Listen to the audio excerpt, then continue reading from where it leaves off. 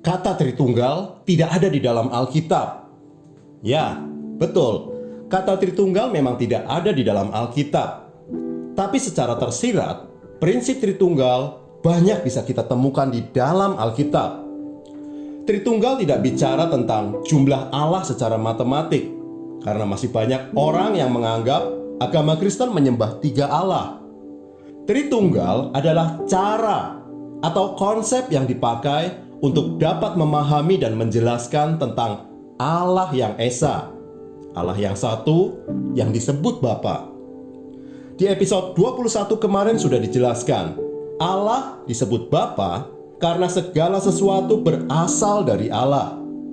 Demikian juga dalam pengakuan iman rasuli, pengakuan iman yang secara luas diterima dan diakui oleh banyak gereja Kristen.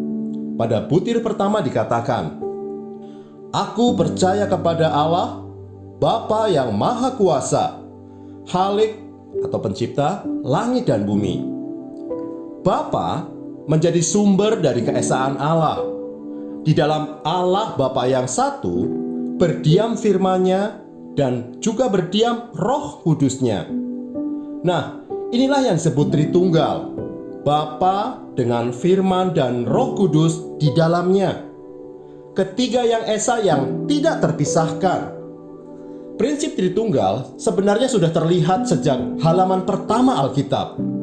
Dalam kitab Kejadian 1 ayat 1 dikatakan, "Pada mulanya Allah menciptakan langit dan bumi."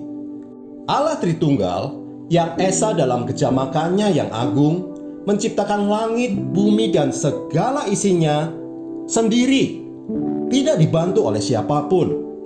Yesaya 44 ayat 24b tertulis, "Akulah Tuhan yang menjadikan segala sesuatu, yang seorang diri membentangkan langit, yang menghamparkan bumi.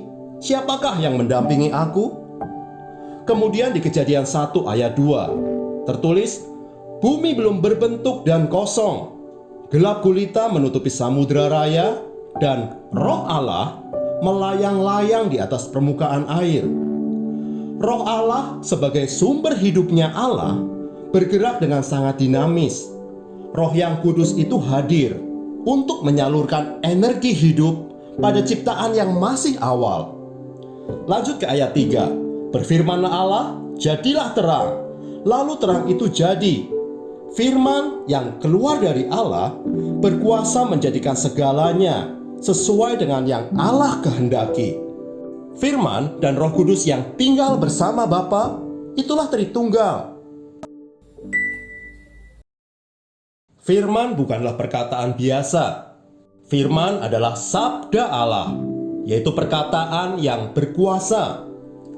Setiap firman yang keluar dari Allah tidak akan kembali dengan sia-sia. Ia akan melaksanakan apa yang Bapa kehendaki. Firman tidak pernah gagal dalam mewujudkan setiap kehendak Allah. Sehingga ketika Allah berfirman, "Jadilah terang, jadilah cakrawala. Hendaklah air terpisah dari daratan. Hendaklah tanah menumbuhkan tumbuh-tumbuhan. Jadilah benda-benda penerang di langit." Maka semuanya itu jadi. Ketika Allah Bapa berfirman, "Hendaklah ada makhluk yang hidup di dalam air dan di atas bumi." Hendaklah bumi mengeluarkan segala jenis makhluk hidup. Dan ketika Allah berfirman, "Baiklah, kita menjadikan manusia menurut gambar dan rupa kita." Maka terciptalah semuanya itu. Firman Allah selalu mewujudkan setiap kehendak Allah Bapa. Dengan kuasa firman-Nya, Bapa menjadikan segala yang ada. Firman Allah sama dengan perkataan Allah. Dalam Alkitab bahasa Arab, kalimatullah. Dengan firman-Nya, Allah berkomunikasi dengan umat-Nya. Manusia bisa mengenal seperti apa Allah dari setiap firman atau perkataan atau kalam yang keluar atau lahir dari Allah.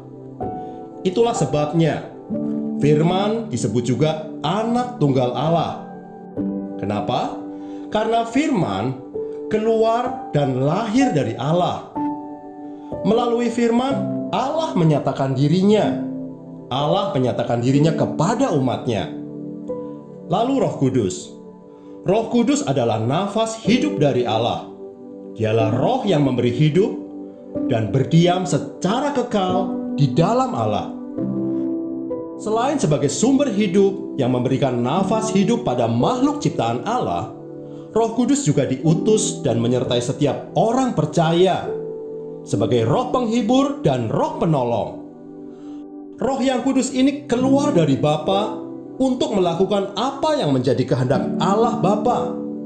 Kesimpulannya, Bapa dengan firman dan Roh Kudus sesungguhnya adalah Allah yang Esa, yang mencipta dan memelihara alam semesta raya. Jadi, Tritunggal itu satu paket, Roh Kudus dan firman yang diam kekal bersama Allah Bapa yang Esa. Bisa dibedakan, tetapi tidak bisa dipisahkan.